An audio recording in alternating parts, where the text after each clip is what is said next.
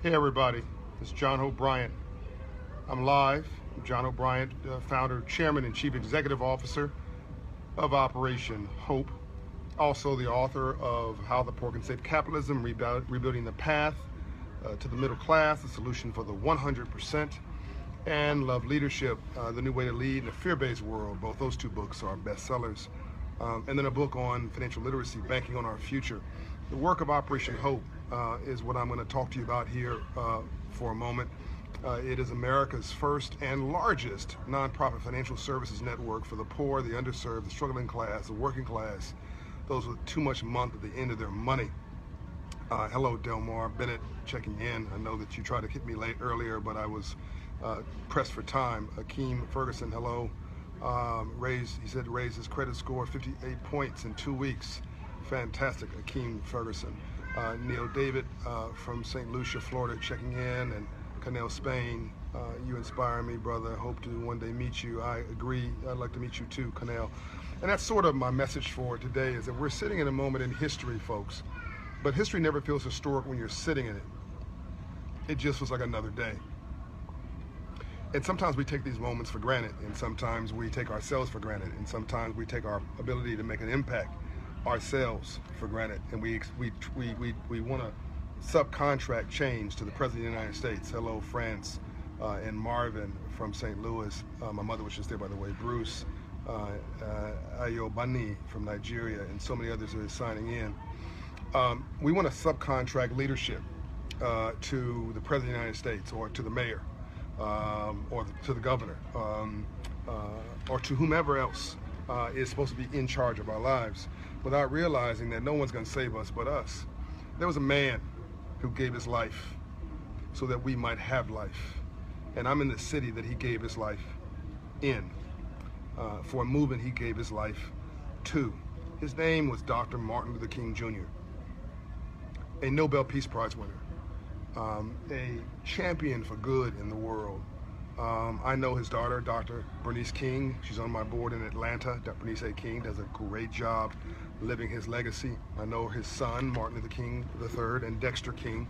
I work with his lieutenant, my mentor and my personal hero, Ambassador Andrew Young, who is on the balcony here in Memphis, Tennessee, pointing when Dr. King was assassinated, and they said the shots rang out from over there. For us, it was the death of an icon. For my friend Andrew Young, my mentor, it was the death of a friend. And we lost a champion that day, and we don't realize, and I get emotional about this. People think I'm so serious, and I am, but I get passionate and emotional about things like showing up here in Memphis. I'm here to give a speech tomorrow for the Federal Reserve Bank on civil rights. But I'm going to show you this. It says Memphis B22. I hope you saw that. This is the airport terminal. My guess is it's not much different than what it looked like when Dr. King was here. And this was the last place he showed up. There was a terrorist threat. Be very specific. There was a threat on his life when he left Atlanta on that morning to come to Memphis, or that afternoon. And he decided they asked him, Dr. King, what do you want us to do? There's a bomb threat on the plane. And he didn't want to inconvenience everybody else, but he wanted to continue to come and be supportive of the sanitation workers here in Memphis who were striking for a decent wage. And they were being paid a different wage than their white counterparts. And so he decided he wanted to come, even though his life was at risk. And while there was no bomb on that plane, this was the last airport that he exited from. It's entirely possible that that's the last terminal that he got off a plane from. And he came here alive and full of mission as global leader, and he never left. And I've asked the city here through First Tennessee Bank, who's been very supportive here, I've asked the city and the airport to put a marker here at the airport to acknowledge, right? No different than it's clear that John F. Kennedy was assassinated in Dallas, and Dallas has had to own that as part of their legacy, as long as, as part of everything else that's good and bad and indifferent about Dallas. It's part of their legacy. I've asked Memphis to consider acknowledging in a more prominent way that this is where a global leader gave his last breath in his life. And they've got a great museum here. But this airport should have a marker. Don't you agree? Let me know if you agree. Hey, Ebony, Pula Sam, and Jonathan Perez, much respect back to you, Sandy Lewis, etc. Let me know if you agree. There should be a marker on the wall here acknowledging that this was Dr. King's last airport. He came in on his own will and left out in a casket. His family had to come and retrieve his body. His wife, Coretta Scott King, his family, my mentor, Andrew Young. It was a homecoming of a giant, right? So he left here transitioning from civil rights to civil rights. So as Dr. King would say, I'm here to redeem the soul of America from the triple evils of war, racism, and poverty. I'm getting a lot of agrees on that. Yes, there should be a marker here. Mark Baxter, who I think is fabulous, says, I agree. And Ebony Young, yes. And Myra Key, yes. And Christopher Edmonds, agree. Walter Norris, agree. Joyce Witherspoon, agree. Colin Spain, definitely agree, etc., etc., etc. So it sounds like you think it's a good idea too. You can write a letter, by the way, to the Airport Commission head, to the mayor, to the CEO of First Tennessee Bank, my friend Brian Jordan, who has agreed to finance the marker. See, these are little quiet things that CEOs do sometimes. They get no credit for it, but when people do good things, they should be commended to encourage them to do more good things. So to get to my point, Dr. King said, I'm here to redeem the soul of America. Not just black people, not protect just black people. I'm here to redeem the soul of America from the triple evils of war, racism, and poverty. He pursued racism, as you well know, the civil rights movement. 4 civil rights bills passed by him and a lot of other icons in the civil rights movement. The NAACP deserves credit. The Urban League deserves credit. The SCLC deserves credit. A lot of organizations, La Raza and others, Hispanic brothers, Jewish brothers, who are involved in this movement. His white brothers for good, brothers, black brothers for good, who are all in this movement together with Dr. King. And then he moved to war, right? And that was unpopular. The Vietnam War. We now know he was right. But one of those famous quotes, I'm not, why should I go across the world to fight somebody who's done nothing wrong to me when I can't drink from the same water fountain as my white brothers here in my own country? Something I'm paraphrasing to that extent. Brilliant commentary, and we now know he was more right than not around the Vietnam War. And then he moved to poverty. Right, and his campaign was the poor people's campaign, which most people don't know about. Please look up for your children the Poor People's Campaign. Please look that up, the Poor People's Campaign. It was Dr. King's last effort, and it, by the way, included blacks, whites, Latinos, Asians, Indians, and others. And Dr. King said this: you cannot legislate goodness, you cannot force someone to respect you. The only way to social justice in a capitalist country is economics and ownership. Boom. Right? That's a quote you don't hear about. That was a quote from Dr. King on money and economics. He was shifting the economics, and you might not know there's more poor whites in America than poor anybody else. So my work is mostly urban, but we will be shifting to include rural communities. And because the color is not white, black, red, brown, or yellow, the color is green. We need to move everybody together to try to get credit scores up from 500 to 700, because 700 credit score communities don't riot, right? And we need to create jobs, because to quote Van Jones, the best way to have a bullet is a job, right? If we had created jobs in our inner city communities, most of our problems would just go away. They'd start to solve themselves. But we never got the memo on money. That's the Freedmen's Bank. That's Frederick Douglass and Abraham Lincoln, a white conservative politician and a black progressive businessman / abolitionist, working together in partnership in 1865. And then Lincoln gets killed, by the way, the same month that Dr. King gets killed, 100 years later, all right, April. And so I decided I want to pick up the mantle, along with others, right? And to help to finish what Dr. King started, what Andrew Young started. You can integrate the lunch counter, but they never integrated the dollar. That's unfinished work. And now we have basically modern slavery in inner city neighborhoods. A check casher next to a payday loan lender, next to a rent-to-own store, next to a title lender, next to a liquor store. All preying on our ignorance and our lack of knowledge. And we're getting robbed in broad daylight. So yes, I want a marker here at the airport. to acknowledge this was the last place that Dr. King exited a plane on his own free will, was returned out of here on a casket out of one of these gates. And we're working on that. And again, we're working on it with the King family has blessed it, and the airport commission has said yes, that's a good thing, and First Tennessee Bank has agreed to finance it. But I'm also going to work on the ground here. PhDs are good, PhDs are better.